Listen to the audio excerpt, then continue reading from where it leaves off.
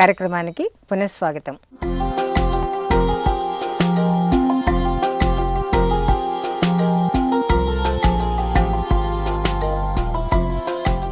మరి మీలాంటి మేధావులు ఈ పోలీస్ నెట్వర్క్ అంతా మార్చి వీళ్ళని ప్రజల కోసం ఉండేలాగా ఒక ఫోన్ కాల్తో క్షణాల్లో వాళ్ళ ముందుకు వచ్చేలాగా ఎందుకు మార్చలేకపోతున్నారు? మార్చడం అనేది కేవలం ఒక వ్యక్తి కానీ ఒక వ్యవస్థ కానీ చేయలేదండి. మార్చడం అనేది సమాజంలో ఆ దృక్పథం రావాలి. సమాజంలో దృక్పథం రావాలంటే దానికి తగ్గ అవగాహన రావాలి. అవగాహన ఏ విధంగా వస్తుంది? ప్రభుత్వం కల్పించాలి. ప్రభుత్వం ప్రజల చేత ఎన్నుకోబడ్డ ప్రభుత్వం ఇప్పుడు ఏమిటంటే కుర్చీ కోసమనే తాపత్రయపడుతుంది. కుర్చీ ఏ విధంగా నిలుపుకోవాలనే తాపత్రయపడుతుంది ప్రభుత్వం ఉన్నవాళ్ళు. కానీ సమాజానికి ఏమి చేయాలనే ఆలోచన తక్కువైపోయింది. మనబోటిగాళ్ళు ఏదో చెప్పినా అది కేవలం ఓహో బాగుంది కొత్త ఐడియా ఇచ్చారనుకోండి. మేము ఉన్నప్పుడు చెప్పాం కానిస్టేబుల్స్ హెడ్ కానిస్టేబుల్ పాపం వాళ్ళకు ప్రమోషన్స్ రావట్లేదండి. ఒక హెడ్ కానిస్టేబుల్ ఏం లేదు, ఒక 10 రూపాయలు ఎక్కువ చేస్తే చాలు మొత్తం మన స్టేట్లో కలిపితే 30 లక్షలు 40 లక్షల కంటే ఎక్కువ కాదు నెలకు. అట్లాంటి వాళ్ళకి కనుక మనం వాళ్ళకు ఒక అప్గ్రేడేషన్ ఒక ప్రమోషన్ లాంటిది అంటే ఆ మామూలు హెడ్ కానిస్టేబుల్ ఇచ్చేటువంటి క్యాప్ తీసేసి ఒక పీ క్యాప్ అంటారు, సబ్ ఇన్స్పెక్టర్ పెట్టే క్యాప్, ఏఎస్ఐ క్యాప్ పెడితే ఎంత బాగుంటుంది, వాళ్ళు ఎంత ఆనందం పడతారు. వాళ్ళు 10 రూపాయలు ఏంటి కానీ సొసైటీలో ఎంత చేంజ్ వస్తుంది. 10 మంది హెడ్ కానిస్టేబుల్ బదులు 10 మంది సబ్ ఇన్స్పెక్టర్ క్యాప్ తోటి పోతే అబ్బా ఆఫీసర్స్ వచ్చారనేటువంటి ధోరణ వస్తుంది. వాళ్ళకు కూడా జాబ్ సాటిస్ఫాక్షన్ వస్తుంది అని చెప్తే చాలా బాగుందండి ఐడియా అంటారు, కానీ దాన్ని ఇంప్లిమెంట్ చేసేవాళ్ళు. మీరు కుర్చీ దాకా వచ్చారు కనుక పదవీ విరమణ చేసిన తర్వాత రాజకీయాల వైపు మళ్ళారు. ఆ అనుభవాలు చెప్పండి. నేను ఇంతకుముందు రాజకీయ నాయకుల గురించి నాకు తప్పుడు అభిప్రాయాలు ఉంటాయి. అంటే ఉద్యోగస్తుడిగా వాళ్ళు ఏదో కేవలం స్వార్థపరత్వంతో ఉన్నారనుకున్నా. కానీ రాజకీయాల్లోకి ప్రవేశించిన తర్వాత విభిన్న రాజకీయ వాదులను చూసిన తర్వాత వాళ్ళకు విపరీతమైన అవగాహన ఉందండి. సరే వాళ్ళకి స్వార్థం ఉండొచ్చు, వాళ్ళు చేసేది ప్రతిదీ నాకు ఒక పదవి రావాలనే పదవి కాంక్ష ఉండి ఉండొచ్చు, కానీ వాళ్ళకున్నటువంటి జీవితానుభవం ఆ అనుభవ సారాన్ని ఏ విధంగా రంగరించి తనకు అనుకూలంగా మలుచుకోవాలి అనేటువంటి ప్రయత్నం. ఇన్ ద ప్రాసెస్ మాకంటే కూడా బాగా కష్టపడతారు. అండ్ ప్రతి ఇష్యూని గురించి కూడా దాని గురించి ఆలోచిస్తారు. ఆలోచన వెనక ఒకటి ఉండొచ్చు, సెల్ఫ్ ఇంట్రెస్ట్ ఉండొచ్చు, దీని వెనక ఇది నాది ఉంది, నేను ఏ విధంగా పైకి రావాలని ఉండొచ్చు, కానీ ఆలోచన వరకు కరెక్ట్గా చేయగలుగుతారండి. ఇప్పుడు నా ఓటి గాడికి ఉన్న అడ్వాంటేజ్ ఏంటంటే నేను ఏది ఆశించటం లేదు, కానీ నాకు ఇది ఒక పెద్ద అనుభవం. మామూలుగా పోలీస్ ఆఫీసర్గా గవర్నమెంట్ ఆఫీసర్గా ఉన్నవాడికి తీసుకుపోయి చాలా రాజకీయ అనుభవం ఉన్నటువంటి వాళ్ళ మధ్యన కూర్చొని వాళ్ళు చేసేటువంటి పనులు వాళ్ళకు ఉన్నటువంటి విషయాల గురించి తెలుసుకుంటున్నప్పుడు అవగాహన నాకు చాలా గొప్పగా ఉంది. మరి వాళ్ళంత విశాలంగా ఆలోచించి చేస్తున్నారు అన్నప్పుడు ప్రజల దగ్గర ఎప్పుడు క్వశ్చన్ మార్క్ లాగా నిలబడుతున్నారు. అంటే ఒకటేంటంటే ఆచరణ వేరు, ఆలోచన వేరు. ఆలోచన మంచి ఆలోచన, కానీ ఆచరణలోకి వచ్చేటప్పటికల్లా ఈ రాజకీయ కుట్రలు కుతంత్రాలు, ఆ సంకుచితత్వం, ఆ తర్వాత ఆ పదవి కాంక్ష, తర్వాత నేను పదవిలోకి రావాలనేటువంటి ఆ యొక్క ఆలోచనతోటి ముందుకు పోయేటప్పుడు ఏదైనా చేయొచ్చు అనేటువంటి భావన, వీటన్నిటి వలన అందుట్లో ఇంకోటి ఏంటంటే సమాజం కూడా దాన్ని ఇప్పుడు మాట వరుసకు నేను డబ్బులు తీసుకోకుండా ఓటు వేయాలి నాకు ఇష్టం వచ్చిన వాడికి అనేటువంటి భావన సమాజంలో తక్కువైపోయింది. డబ్బులు ఎవరి కోసం ఇస్తారు, వాళ్ళు కూడా సంపాదించుకుంటున్నారు, కూడా నేను కూడా సంపాదించుకొని తర్వాత ఆలోచిద్దాం. ఓటు అనేది నాకు ఇష్టం వచ్చిన వాడికి వేస్తే వేయొచ్చు కాక నేను డబ్బు తీసుకోవడంలో తప్పే ఉంది అనేటువంటి భావన ఎప్పుడైతే ప్రజల్లోకి వచ్చిందంటే మోరల్ వాల్యూస్ పడిపోతున్నాయి. అంటే పడిపోతున్నాయంటే వాళ్ళకి అలవాటు చేశారు కదా. ఇప్పుడు నిరక్షరాస్యులకి ఏం అర్థమవుతుందండి? నాణానికి రెండు వైపులా చూడొచ్చు మనం. ఇప్పుడు నేను నీతివంతుడిగా ఉండాలని అనుకోవటం ఆలోచన నాకు ఉండాలి కదా. అది లేకుండా పక్కవాడు నన్ను తప్పు మార్గంలో పెడుతున్నాడనేటువంటి భావన ఎంతవరకు కరెక్ట్? అంటే నిరక్షరాస్యులకు అంత నిరక్షరాస్యుల వరకు నేను ఆలోచించగలను, ఇల్లిటరేట్ వరకు. కానీ మీకు ఒక విషయం నేను చెప్పగలను, వాళ్ళలో ఉన్నటువంటి నీతి నిజాయితీ చాలా తక్కువ మందికి ఉందండి. మనం ఇల్లిటరేట్ అనుకుంటాం, కానీ వాళ్ళు ఒక మాట ఇచ్చారంటే దాన్ని తప్పరండి. నేను చూశాను చాలా ఆ యొక్క అద్భుతమైనటువంటి, అందుకని that is the reason why మీరు శ్రీకాకుళం నుంచి ఆదిలాబాద్ వరకు మన ఎలక్షన్స్లో ఒకటే రకమైనటువంటి ఇది వస్తుంది రిజల్ట్. దానికి కారణం అంటే ఎక్కువ మంది నిరక్షరాస్యులే, వాళ్ళు ఆల్రెడీ మెంటల్గా డిసైడ్ అయిపోయారు ఎవరికి వేయాలి. ఓహో ఈ ప్రభుత్వం నాకు బాగాలేదు, వీళ్ళు చేయలేదు. రాజకీయ అవగాహన వాళ్ళకు ఉన్నట్టుగా మనం అనుకుంటాం, కానీ వాళ్ళకున్న అవగాహనతో మనం పోటీ పడలేమండి. ఖచ్చితంగా వాళ్ళు బుద్ధి చెప్పదలుచుకుంటే ఏ రాజకీయ పక్షానికైనా బుద్ధి చెప్పగలరు, ఏ పార్టీకైనా బుద్ధి చెప్పగలరు. మీరు పోలీస్ ఆఫీసర్గా అటు వ్యాస్ లాంటి చాలా నిక్కచ్చి ఆఫీసర్తో వర్క్ చేశారు. ఆ ఉద్యోగంలో మీకు ఎప్పటికీ మరపురాని సంఘటన ఒకటి, రాజకీయ పరంగా ఎంతోమంది మంత్రులు వాళ్ళందరితో పరిచయాలతో అక్కడ మీరు మర్చిపోలేని సంఘటన ఒకటి, ఒక 2 సంఘటనలు చెప్పండి. వ్యాస్ అన్నారు కాబట్టి వ్యాస్కి సంబంధించినటువంటి సంఘటన చెప్తాను. అది చాలా విషాదాన్ని వ్యాస్ ఆల్మోస్ట్ ఆ రాత్రి ఆ సాయంత్రం 7:30 తింటప్పుడు ఆయన హత్య జరిగింది కదా, 3:30-4 నాకు ఫోన్ చేశాడు. నేను ఆ సీట్లో లేను. నేను తర్వాత నా పిఏ వచ్చి చెప్పారు, వ్యాస్ గారు ఫోన్ చేశారండి అంటే నేను ఆ ఫలానా పని చేసుకొని వచ్చి చేస్తాను. ఈలోపు నేను చేసినప్పుడు ఆయన లేడు. ఏమిటి అంటే వాళ్ళ ఈవినింగ్ మా కొలీగ్ ఇంట్లో పెళ్ళి, కలిసిపోదామని ఆయన ఆలోచన అనుకున్నాను నేను. అట్లాంటి పరిస్థితులు ఆయన అంతకుముందు ఎప్పుడైనా సరే చాలా హాయిగా ప్రేమతోటి ర్యాంకుల భేదం లేకుండా మాట్లాడేటువంటి వ్యక్తి వ్యాస్. ఆయన తదిమా బయట ఏమిటంటే ఇతను అంటే భయం అనేది, అతను చూస్తే వ్యాస్ అంటే ఏమీ లేదనేటువంటి ఉంది, కానీ అతనికి ఉన్నంత హ్యూమర్ ఇంకోళ్ళకి లేదు. అతనికి ఉన్నటువంటి సరళత్వం, ఆ మాటలో పొందిక, తర్వాత ఇతరులని గౌరవించేటువంటి తత్వం లేదు. అట్లాంటి ఆయన నా కోసం ప్రయత్నం చేశాడు, నేను ఆయన కోసం ప్రయత్నం చేశాను. విధి ఎట్లాంటిదంటే చివరికి మేము మాట్లాడుకోలేకపోయాం. అల్టిమేట్గా నాకు ఓ ఫ్రెండ్ ఫోన్ చేసి వ్యాస్ను అక్కడ చంపేశారన్నది. అది నేను అయ్యో లాస్ట్ చివరకు నాకు అవకాశం వచ్చి కూడా ఆయనతోటి మాట్లాడలేకపోయా అనేటువంటిది ఇప్పటికీ నా మనసు తొలిచి వేస్తూనే ఉంటుంది. అది చాలా విషాదాన్ని నాలో మిగిల్చింది. ఇది ఒకటి. తర్వాత రాజకీయానికి సంబంధించినటువంటి ఇది అడిగారు కాబట్టి, ఒక ముఖ్యమంత్రి గారు, పేరు అప్రస్తుతం, ఒక ముఖ్యమంత్రి గారు నన్ను పిలిచి ఏం సీతారామరావు ఆ కేసులో అతను లేడట కదా ఫలానా వాడు అంటే, లేకపోతే ఏంటి సార్ ఉన్నాడు, ఏమిటి అంటే ఆయన అడుగుతాడని ఊహించి నేను మొత్తం సాక్ష్యాధారాలని ఆయన మొదలుపెట్టాను.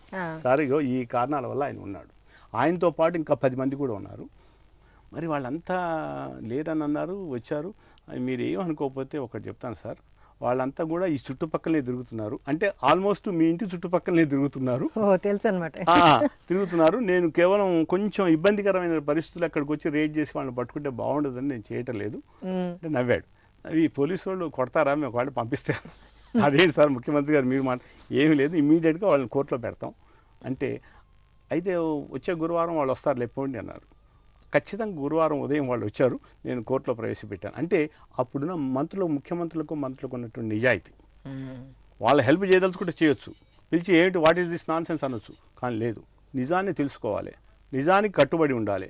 ఒకవేళ ఇతను చెప్తున్నది నేను సాక్ష్యాధారాలు ప్రవేశపెట్టినప్పుడు ఎస్ ఇది కరెక్ట్ అయి ఉండొచ్చు, వాళ్ళు ఖచ్చితంగా వాళ్ళని ఆయన ఒక్కటే అడిగింది, పోలీసులు కొళ్ళు కొట్టకుండా ఉంటే చాలని, అదొకటి మామూలు ఆర్డినరీ అంటే అదొకటి ఉన్న.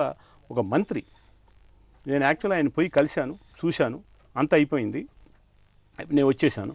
మళ్ళీ ఇంట్లో ఉన్నప్పుడు ఎవరో వచ్చి సార్ ఆ మంత్రి గారు వచ్చి మిమ్మల్ని చూస్తారట, అదేంటి ఇప్పుడే కలిసి వచ్చాను కదా, దబదబా వచ్చే వరకు బయట ఆయన వచ్చాడు, రండి సార్ రండి, నేను వచ్చేవాడిని కదా అంటే, కాదు ఇందాక మీరు అఫీషియల్గా వచ్చారు, ఇవాళ మా తమ్ముడికి సంబంధించినటువంటి ఒక పిటిషన్ నేను ఇవ్వాలి, అది ఎంతవరకు న్యాయమో నాకు తెలియదు, ఒక పిటిషనర్గా నేను వచ్చాను, అది మీకు ఇస్తున్నాను, న్యాయం అయితే మీరు చేయండి. అది ఆ రోజుల్లో ఆ విలువలు ఉన్నవండి. ఈ రెండు నేను మర్చిపోలేను. ఇవాళ ఆలోచనలను చూస్తుంటే ఇవాళ ప్రతివాడు దబాయింపు, రాజకీయాల్లో వచ్చి ముఖ్యమంత్రి మంత్రి అవ్వగానే అన్ని పవర్స్ అనే అధికారాలను ఉన్నాయి, కానీ వాళ్ళు ఆ విలువలను దృష్టిలో పెట్టుకొని ఖచ్చితంగా మార్గదర్శక సూత్రాలను పెట్టుకొని దానికి తగ్గట్టుగా వ్యవహరించడం వల్లే ఇంకా మనం ప్రజాస్వామ్యం పరిధిలో వెళ్తుందని అనుకుంటున్నాను. అపరాధ పరిశోధన గురించి చెప్పండి. మీరు అపరాధ పరిశోధన గురించి కూడా కొంత ఇది చేస్తుంది, దాని గురించి చెప్పండి. మీకు ఒక చిత్రమైనటువంటి విషయం చెప్తాను. నేను తిరుపతిలో ఎడిషనల్ ఎస్పీగా పనిచేస్తుంటే ఒక కానిస్టేబుల్ తెల్లవారుదామన డ్యూటీకి పోయినటువంటి కానిస్టేబుల్ ఫోన్ చేసి ఆ డిఎస్పీకి చెప్పారు, సార్ ఇవాళ ఒక దొంగను పట్టుకుంటే ఇన్ని నగలు, దాదాపు ఆ రోజుల్లో ₹1,00,000 నగలు దొరికినాయి, వాడు ఇప్పుడే ఆ గుంటూరు నుంచి వచ్చేటువంటి రైల్లో వచ్చాడు, పట్టుకున్నాం. పెట్టిన తర్వాత వాడిని అడిగాం, ఏంటంటే ఫలానా పట్టాభిపురం మొన్న నైట్ 3 రోజుల కిందట నేను చేసాం, అది ఇల్లు లాక్ చేసింది, మేము దొంగతనం చేసామని చెప్పాడు. అతను చెప్పగానే అక్కడికి మేము ఫోన్ చేసాం, పట్టాభిపురం ఫోన్ చేస్తే లాక్ చేసి ఉంది, కానీ అన్నీ బ్రేక్ చేసి ఉంది, వాళ్ళు ఇక్కడ దొంగలు పడ్డారట, కానీ వాళ్ళకు సంబంధించినటువంటి హస్బెండ్ అండ్ వైఫ్ తిరుపతి వచ్చారు, తిరుపతి దేవుడి దర్శనానికి కోసం వచ్చారు.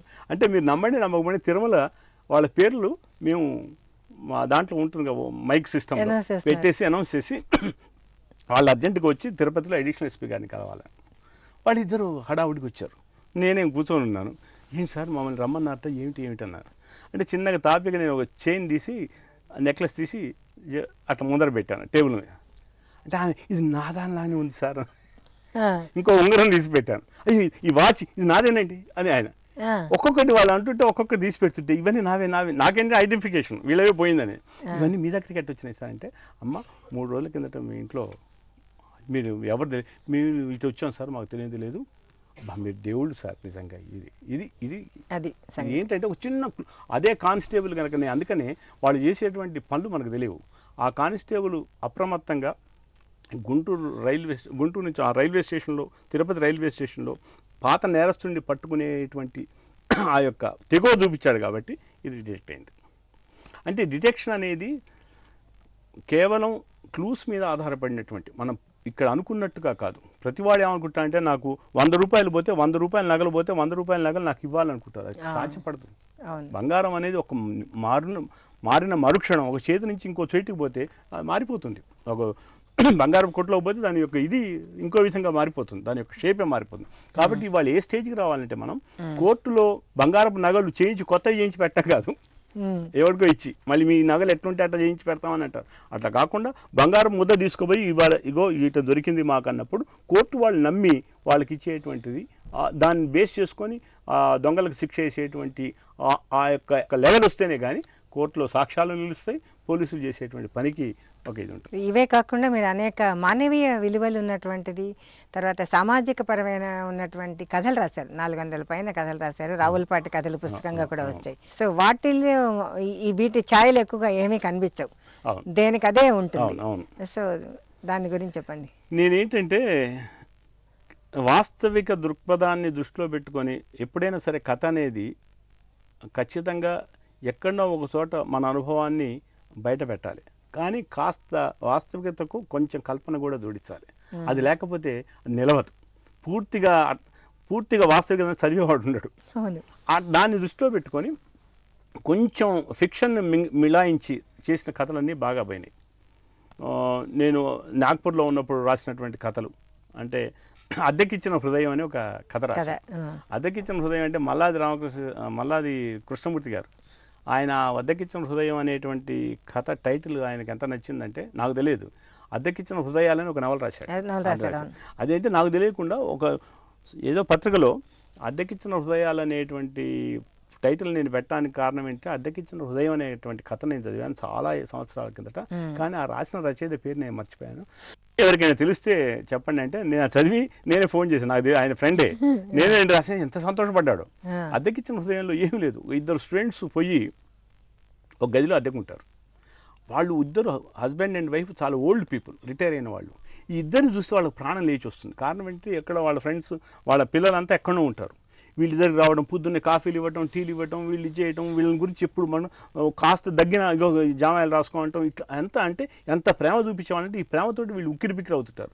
వీళ్ళని గురించి వీళ్ళని అసలు బయటికి పోతే బాగా అనేటువంటి ఫీలింగ్, వీళ్ళకి ఎగ్జామ్స్ దగ్గరికి వస్తుంటాయి. అట్లాంటి పరిస్థితుల్లో ఇక్కడ ఉంటే మనం చదువు సాగదని చిన్నగా వీళ్ళకి అబద్ధం చెప్పి మాకు చాలా పెద్ద బ్రహ్మాండమైన ర్యాంక్ వచ్చింది, ఇప్పుడు ఖచ్చితంగా మేము యూనివర్సిటీ అక్కడనే ఉండాలి, స్టూడెంట్ వాళ్ళ హాస్టల్లోనే ఉండాలని చెప్పి ఇక్కడి నుంచి వెళ్ళిపోతారు.